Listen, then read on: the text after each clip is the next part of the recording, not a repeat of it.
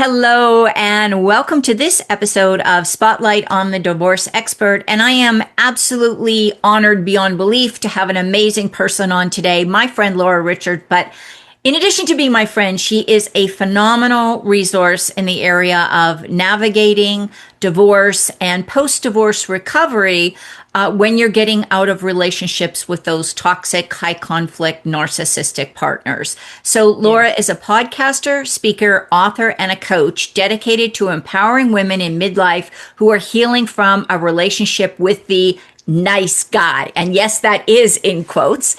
Through her global podcast, That's Where I'm At, and her best-selling book, Married to a Nice Guy, Laura really shares all of this information and shares also her deeply personal journey of recovery from 32 years of being married to a covert narcissist. So Laura's message is simple: to shine a light on narcissistic abuse and let women know they are never alone and that healing is always possible. Laura, welcome. I'm so glad to be here. Well, Thanks for having me. I'm so glad to have you because, you know, 10 or 15 years ago, 20 years ago when I was working in the domestic violence advocate field, we were aware that there was weird stuff going on in relationships, but nobody used specific language. And if you ever went to, law enforcement, or you tried to get a protective order, or there was anything like that, it was kind of like, well, yeah, we got to have some kind of physical evidence. We've got to have bruises. We've got to have witness statements. We've got to have whatever. So much of this stuff happens behind closed doors and nobody really knows. So, Right. And that's the hard part. And why, look, I'm Gen X. And so if you weren't being hit, it wasn't abuse. And that's the language that was around it. And really, did we even know, other than like Patty Hearst in the 70s, when she was held prisoner, right? Maybe people our age will remember Patty Hearst, when she was held hostage. I always thought to myself, well, why wouldn't she leave? Like when she had the opportunity, like, why wouldn't she go? And it's like, now I understand. Now I understand when you are psychologically manipulated to stay in a situation, it's hard to walk out that door, and you always hold on to hope. Like I grew up with parents who were married till the end.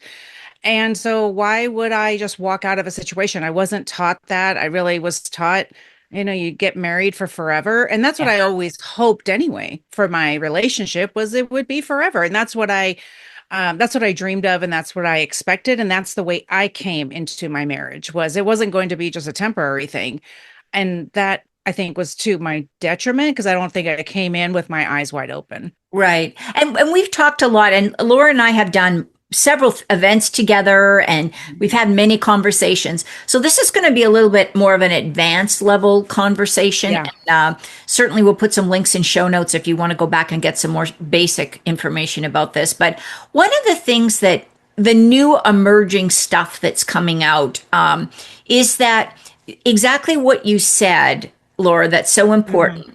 There's a lot of pressure on women in particular when they get into a relationship, whether it's religious, cultural, family, to stay in the relationship, to make it work.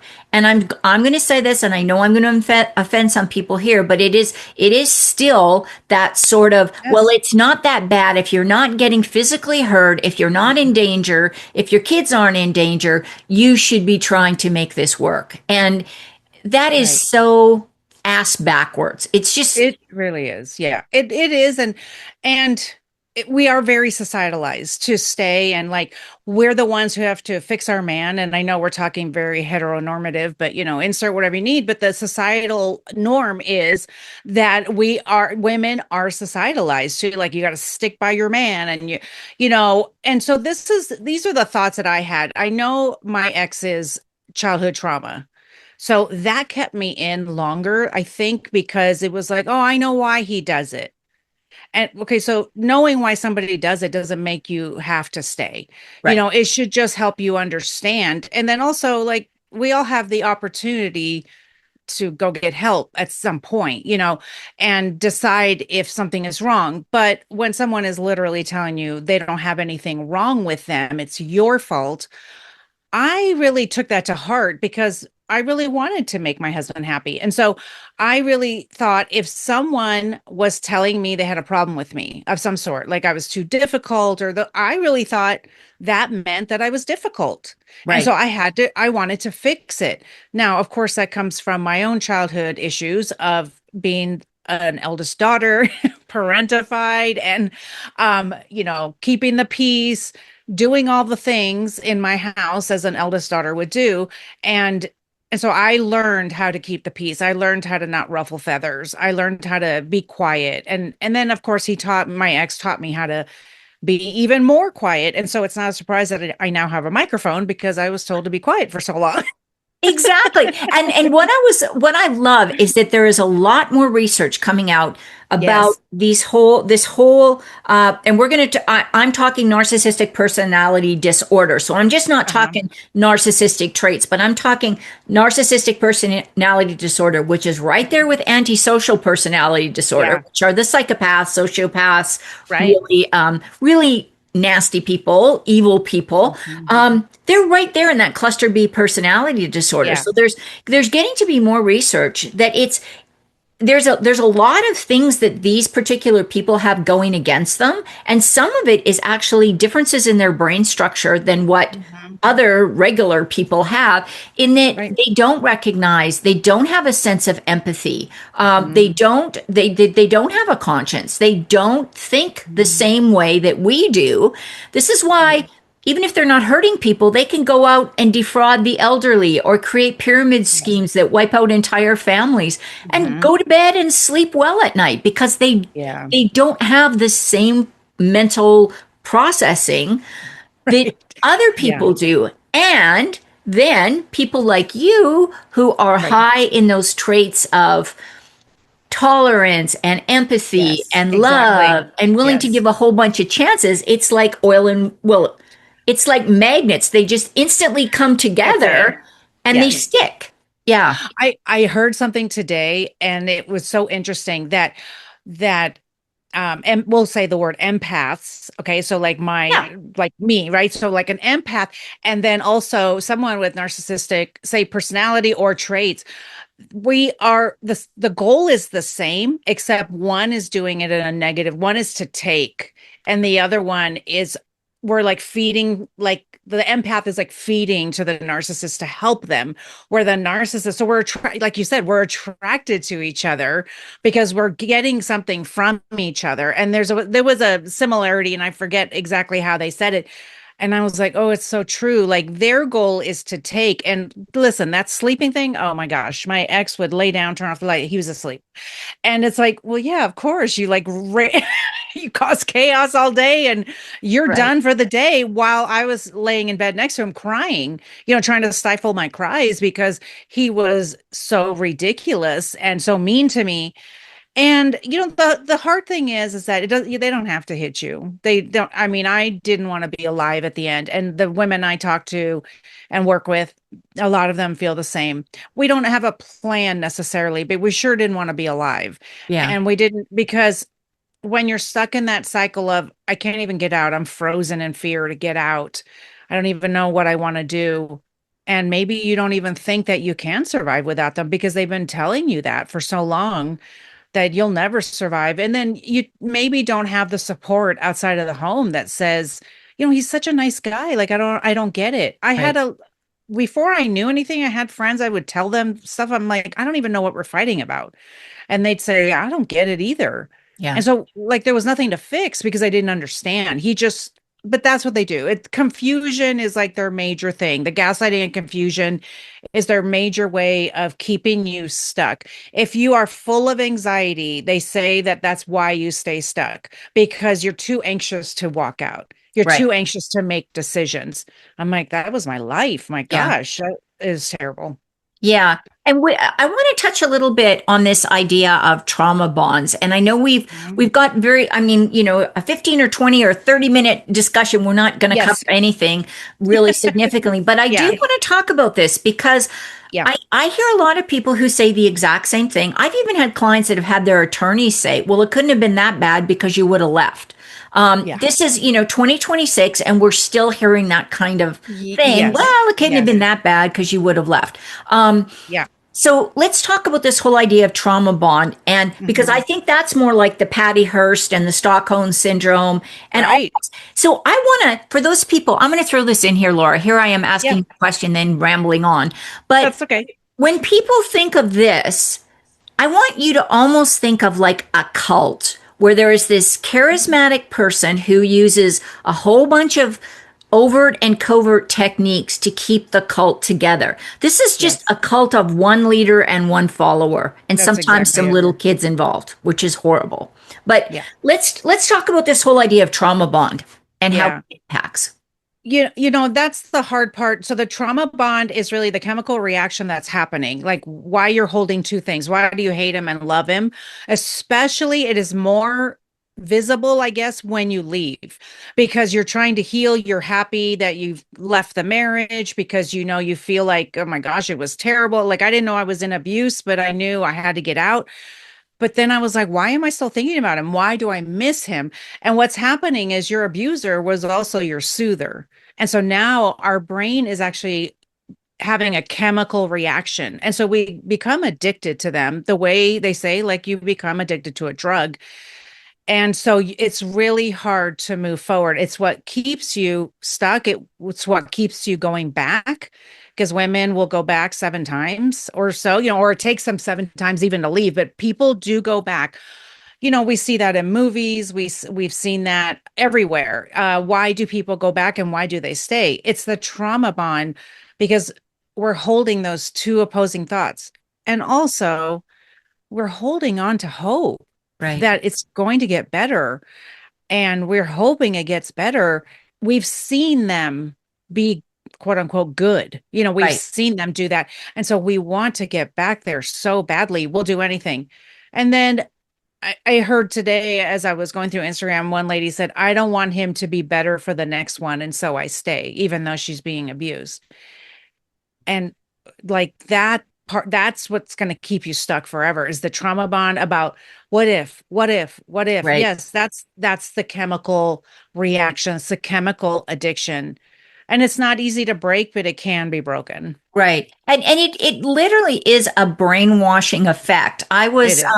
listening to as a matter of fact, I spoke at an event on Friday, and Mhm. I had a fellow come up to me who's a hostage negotiator, and I Mm, was talking about high conflict people personalities and mediation and how mediators can help yeah. protect the person who's the potential target, but also keep themselves safe because these high conflict people don't they come after everybody if they get pissed off at them enough. Yeah. Yeah. And so one of the things he came up and he talked to me and he said how much what I was describing was similar to what they saw in in events where people were being literally brainwashed. So you got random rewards, you've got random punishment, which is the Yes. gaslighting, manipulation, all that kind of stuff. Yes. You've got quite often sleep deprivation because quite often these people will start fights right before bed or wake you up in the middle of the night fighting or not let Right. you sleep because the fighting goes all night. And then the other one was financial and emotional instability. Well, gosh, there you go. That's almost always in these cases.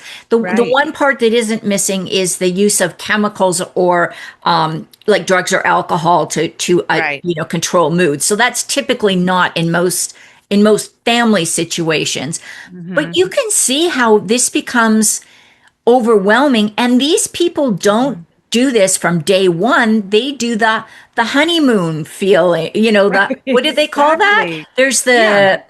the like the honeymoon, and then there's the devalue and the discard, Yeah. and The it just love keeps bombing. Yeah. The yeah, it love just bombing keeps to start. Yeah. yeah, it just keeps going around in a big old circle.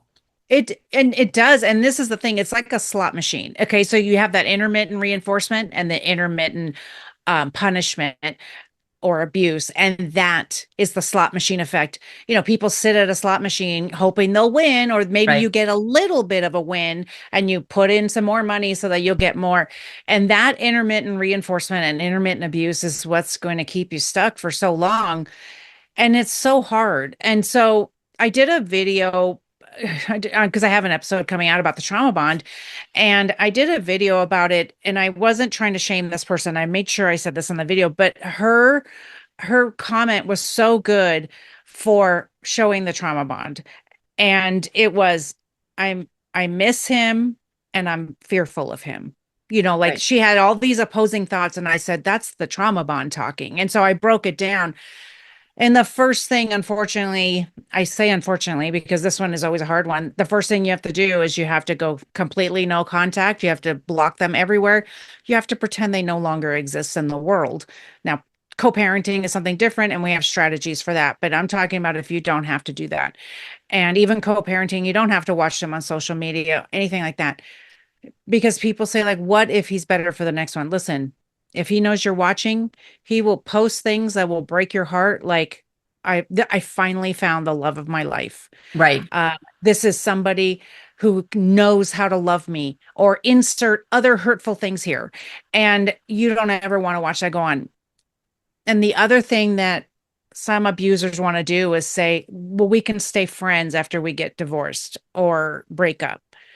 And I'm like, no, they're doing that so that you continue to get the dopamine hit of, like, when they call you or when they text you, they know they're keeping you on the hook. And all that's doing is feeding that addiction. And Right. you can't break the trauma bond if every day you're thinking, oh, I wonder if he'll text me today just to tell me good morning or good evening. It's like, Right. you have to break it. And that's the thing. They keep that the term that a lot of people use is that narcissistic supply. They keep you it Hmm. they keep a whole bunch of people on the supply Yes. chain. And whenever something crashes in one relationship, they're going to reach out to however Yeah. many wrecked relationships in their background, looking Yeah. for that one person that is going to still have that sliver of hope that they've made a change. Yeah, really. And the thing is that if they are good to you, and that really, I said this in the video I made, that they're not really invested in you. You don't really have a relationship. All they're doing, they may not have the language to say, like, oh, I'm putting her in a trauma bond. Like, they may not have that language, but they know that somehow they're keeping you on the hook with that little bit of dopamine every time they text you good morning, beautiful, or something like that. And this is why I tell women, you need to make a shit list. You need to make a list of all the terrible things they did to you every time. Well, for one thing, the first thing you got to do is you got to go no contact. Like, there's no conversation. You don't text them back and say, like, hey, by the way, we're no longer talking. Nope. You just block them, and you block them everywhere. And you decide that you are more important than anything else, and then making that shit list of all the things that they did to you, because that's going to stop you in your tracks when you feel that tug to go back, which is your body reacting to withdrawals. You're Right. withdrawing from the narcissist. I didn't understand it, and because I didn't know for a few months what was really happening, that I had been in abuse, and so I didn't understand. I'm like, why do I feel like I'm gonna die without him? I didn't know if I was gonna be able to breathe. And so putting a name to my pain is why I talk about it, because it helps us to understand this is why we feel like we're going to die, but we're not going to die. We're Right. not. Right. And I think um we have to be supportive. And this is where I think, as friends, whether you are Yeah. trained in this, I mean, Laura and I have done a lot of work around trauma and helping people and supporting people. And Laura's taken her own journey through that. If somebody comes to you and talks about this kind of stuff going on in their family, Yeah. where they're constantly on walking on eggshells, they can never keep their spouse happy, or Yeah. their spouse just flies off the handle at weird stuff that they didn't even know was an issue. Right. Please, the best thing we can do as human beings is just hold that space for them. Just say, Yeah. wow, that's got to be really tough. How can I support you? Even Yes. if you're thinking that is a nice guy. We didn't even Right. talk about this, but there are people who are covert narcissists who Right. Exactly. look great in public. I mean, you would think Yeah. that they are just Mr. or Mrs. Wonderful, Yeah. but at home, they are the cult leader at home, and they're doing all this strange and weird behavior, and damaging, horrific behavior. Right. And so if somebody comes to you, other than just supporting them, Laura, is there any advice you could give to friends and family? Like, is there anything that you wish somebody had done for you? Well, I have friends who, after the fact, said to me that they had seen things because they were in it themselves at some Right. point in their life. And they said, but I didn't think you'd be receptive. And I said, no, I wouldn't have been. And I knew I wouldn't have been because I was still making excuses for his behavior. If people thought he was acting a little off, like at a party or something, more like standoffish rather than like mad or anything, I would have made excuses like I always did because that was my job. My job, well, and this was self appointed, my job was to control the facade, make sure everybody knew I was happily married and had a great marriage and a happy life and my kids were perfect and all that because my need to control everything. I was very controlling because my need to control everything was the only way that I could manage anything in my life. And so you can say, are you doing okay? He seems like, it seems like you guys are fighting a lot or something like that. You can be very gentle, but if they're not receptive, I wouldn't go any further. Right. But listen, I also wouldn't shut the door on that friendship. Yeah. Don't say in your mind like, well, if she doesn't leave him, I'm not going to be a friend anymore. It takes people time to come to the realization. Women try to leave like 7 times, and who even knows how many days, months, or years that is. I mean, Right. I say 33, and thought about it all the time, like dreamt about not being married, but I didn't know really what What that to do? meant. Yeah. Yeah. Yeah. Yeah. Yeah. And again, that's right up there with what we were trained in the domestic violence field is that it's going to take that 7 times. And I do just want to push this out here, and we're almost out of time. But if you're leaving these kind of relationships, even if there hasn't been physical violence, and I'm not saying everybody who has narcissistic tendency is physically violent. Please don't Right. misunderstand Mhm. this. But you have to be sure that you are safe on an emotional, Yes. physical, and mental health level. And that does mean doing some preparation and planning how you're going to manage this. And I realize a lot of people in these situations, control of the finances is a big thing for these people because, hey, if you don't have money, you can't hire an attorney, you can't move out, you can't, you know, Right. do a lot Yeah. of things. Mhm. So sometimes that real strict control over the finances, but talk to people, reach out to a domestic violence shelter. Yes. You Eh, got to be a little bit of the squeaky wheel sometimes if you're not facing physical abuse, which sounds yes. bad to say that, but again, it's harder under the law to prosecute things like Yeah. emotional abuse and coercive control, although that's changing Right. a little bit. It is. It is starting to change, and I do have some resources for for people who want to get out. Listen, you just have to be quiet and strategic when you're Yeah. going to leave. You do everything very quietly, even if you're not in physical danger, because you don't know how your partner's going to react, and also we don't want to give them the opportunity to talk you into staying. Yeah. And so if you are have made up your mind, because then if you stay there's that time where now you have to try and leave again because you're going to want to leave again. They can only be good for a short amount of time. There's only so much that they can like keep the mask on even around you before they start taking the mask off. And also if you give them an inch, they will take a mile, and they'll also think in their head, I knew I could get her back. I knew Yeah. I got her. And so you have to be quiet and strategic on how you get out. So there are resources. I have tons of resources on my website, even an escape plan for Yeah. people who are thinking about leaving. Great. So this is probably a really good time to do this. You have also offered a gift for everybody today, the Nice Guy Recovery Kit. Can you tell us a little bit about that? Actually, I think that's the name of the my website. And may have given I don't remember what I gave you. But I'm trying to think what it's very possible I gave like I think I gave you a chapter of my book, You're Not Crazy. So I think I gave you a free chapter of the book. Yeah, that's the Nice Guy Recovery Kit is the name of the website. So Gotcha. anyway, you'll get the link in the show notes. Absolutely, absolutely. My mistake for misspeaking there. That's okay. That's Yeah. okay. Now, I do know, Laura, you have a YouTube channel as well. Yes. Can you tell us a little bit about that and how Sure. people can connect? And I'll make sure that we cross link this video so people can find you easily. Great. It's That's Where I'm At podcast. And so that I do my podcast all over, Apple and Spotify, but also on YouTube. So you can see our beautiful faces. Yeah, That's Where I'm At podcast. Wonderful. Laura, thank you so much for sharing this. Again, I think all we can do is just get the information out there. And if Mhm. this sounds like you or somebody that you know, direct them over to Laura and her resources because she's got some fantastic, fantastic things to help you out. So, Laura, thank you so much for Thank being on you. here today. Thanks, Marty. I appreciate it.